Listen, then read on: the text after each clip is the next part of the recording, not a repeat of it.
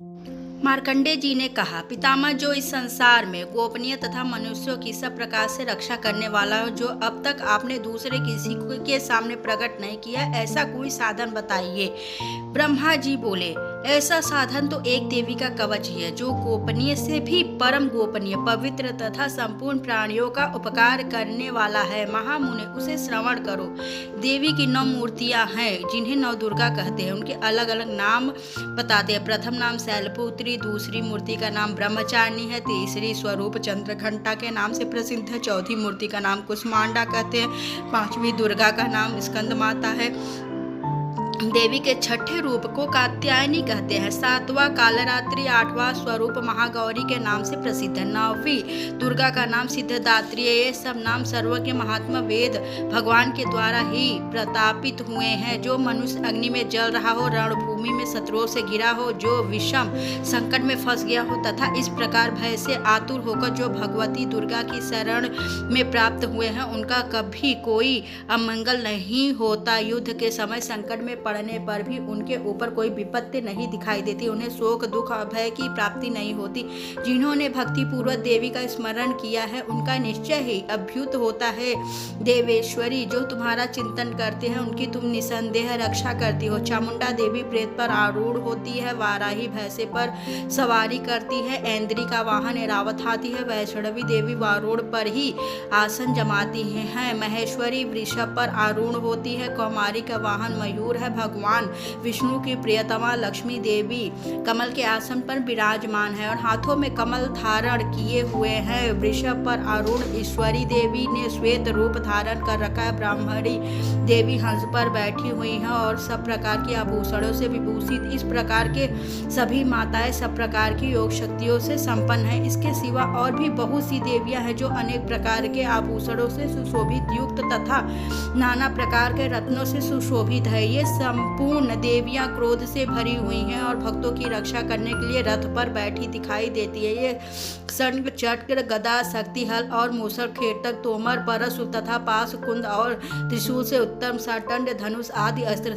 से हाथों में धारण करती है। दैत्यों के शरीर का नाश करना, भक्तों को अभयदान देना और देवों का कल्याण करना, यही उनके शस्त्र धारण का उद्देश्य है। कवच आवरण करने से पहले इस प्रकार प्रार्थना करनी चाहिए। महान रौद्र रूप, अत्यंत घोर पराक्रम, महान बल और महान उत्साही वाली देवी, तुम महान भय का नाश करने वाली हो। तुम्हें नमस्कार है। तुम्हारी ओर देखना भी कठिन है। शत्रुओं का भय बढ़ाने वाली जगदम्बिके, मेरी रक्षा करो। पूर्व दिशा में ऐन्द्री, मेरी रक्षा करो। अग्निकोण में अग्निशक्ति, दक्षिण दिशा में वाराही तथा नैऋत्य कोण में खड्गधारिणी मेरी रक्षा करे। पश्चिम दिशा में वारुणी और वामय कोण में मृग पर सवारी करने वाली देवी मेरी रक्षा करे तथा उत्तर दिशा में कौमारी और ईशान कोण में त्रिशूल धारिणी देवी रक्षा करे। ब्रह्माणी, तुम ऊपर की ओर से मेरी रक्षा करो। वैष्णवी देवी नीचे की ओर से मेरी रक्षा करे। इसी प्रकार सबको अपना वाहन बनाने वाली चामुंडा देवी दसों दिशाओं में मेरी रक्षा करे। जया आगे और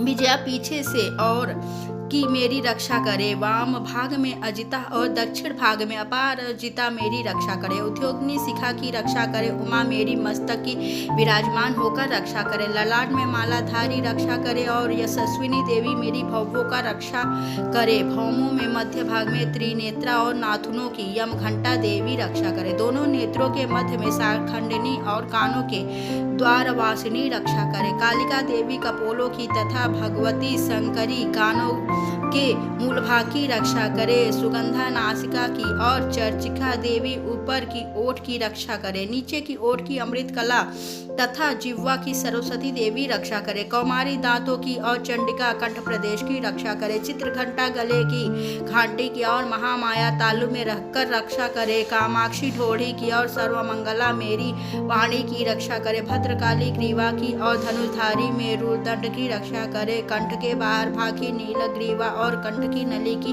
नलकुंवरी रक्षा करे। दोनों कंधों की खड्गिनी और मेरी दोनों भुजाओं की वज्रधारिणी देवी रक्षा करे। मेरे दोनों हाथों की दंडिनी और अंगुलियों की अंबिका रक्षा करे। त्रिशूलेश्वरी नखों की रक्षा करे। कूलेश्वरी कुटी की रक्षा करे। महादेवी दोनों स्तनों की और शोक निवासिनी देवी मेरे मन की रक्षा करे। ललिता देवी हृदय की और शूलधारिणी उदय की रक्षा करे। नाभि की कामिनी और गुहम्भा की गुहमेश्वरी रक्षा करे। पूतना और कामिका लिंग की और मही सवाहिनी गुदा की रक्षा करे। भगवती कटिभाग की और विंध्यवासिनी मेरे घुटनों की रक्षा करे। संपूर्ण रूप कामनाओं को देने वाली महाबला देवी मेरे दोनों पिंडलियों की रक्षा करे। नरसिंही दोनों टुंडियों की और तेजसी देवी मेरे दोनों चरणों पृष्ठभाग की रक्षा करे। श्री देवी पैरों की उंगलियों में और तलवासिनी पैरों के तलुओं की रक्षा करे। अपनी टाड़ों के कारण भयंकर दिखने वाली दंत्र कलाली देवी मेरे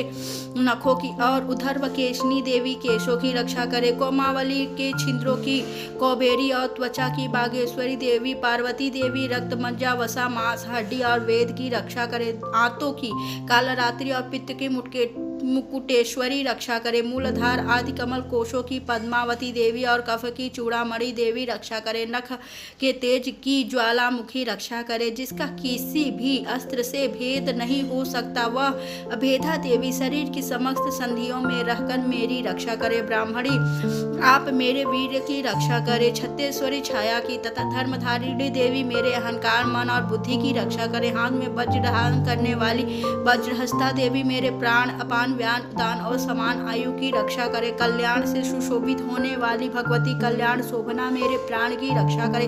रस रूप गंध शब्द और स्पर्श इन विषयों का अनुभव करते समय योगिनी देवी रक्षा करे तथा सत्व गुण रजोगुण और तमोगुण की रक्षा सदा नारायणी देवी करे। वाराही मेरी आयु की रक्षा करे। वैष्णवी धर्म की रक्षा करे तथा चक्रेणी देवी यश कीर्ति लक्ष्मी धन का तथा विद्या की रक्षा करे। इंद्राणी आप मेरे गोत्र की रक्षा करे। चंडिके तुम मेरे पशुओं की रक्षा करो। महालक्ष्मी पुत्रों की तथा भैरवी पत्नी की रक्षा करे। मेरे पथ की सुपथा तथा मार्ग की क्षेमकरी रक्षा करे। राजा के दरबार में महालक्ष्मी रक्षा करे तथा सब ओर व्याप्त रहने वाली विजया देवी संपूर्ण भयों से मेरी रक्षा करे। देवी जो स्थान कवच में नहीं कहा गया है अतएव रक्षा में रहित है वह सब तुम्हारे द्वारा सुरक्षित हो, क्योंकि तुम विजयशालिनी हो पापनाशिनी हो।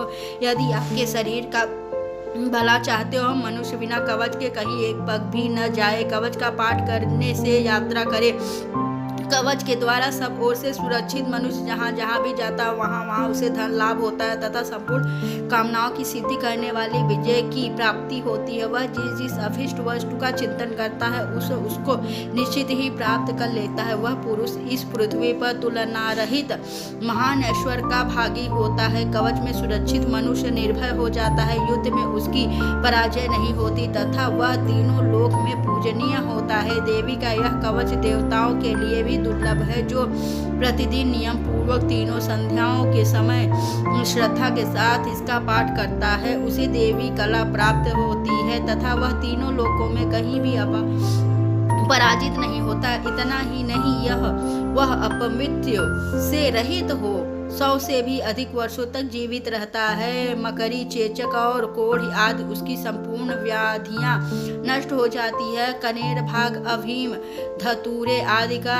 स्थावन विष सांप और बिच्छू आदि का काटने से चढ़ता हुआ जख्म विष तथा अहिफेन और तेल से संयोग आदि बनने वाला कृत्रिम विष ये सभी प्रकार के विष दूर हो जाते हैं। उनका कोई असर नहीं होता। इस पृथ्वी पर मारण मोहन आदि जितने अविचारिक योग होते हैं इस प्रकार के जितने मंत्र यंत्र होते हैं वे सब इस कवच के हृदय में धारण कर लेने पर उसका मनुष्य को देखते ही नष्ट हो जाता है। इतना ही नहीं पृथ्वी पर विचरने वाले ग्राम देवता आकाशचारी देवता जल में संबंध प्रकट होने वाले गण उपदेश मात्रा में सिद्ध होने वाले तंत्र देवता अपने जन्म के साथ प्रकट होने वाले देवता कुल देवता डाकनी शाग्नि अंतरिक्ष में विचरण करने वाले अत्यंत बलवान भयानक डाकनी ग्रह भूत पिशाच यक्ष गंधर्व राक्षस ब्रह्म राक्षस बेताल कुष्मांडा और भैरव आदि अनिष्ट देवता भी हृदय में कवच धारण किए रहने पर उस मनुष्य का कुछ नहीं बिगाड़ सकते। कवचधारी पुरुष को राजा के सामने सम्मान मिलता, विद्या प्राप्ति होती। यह कवच मनुष्य के तेज की वृद्धि करने वाला है, उत्तम है। कवच का पाठ करने वाला पुरुष अपनी कीर्ति से विभूत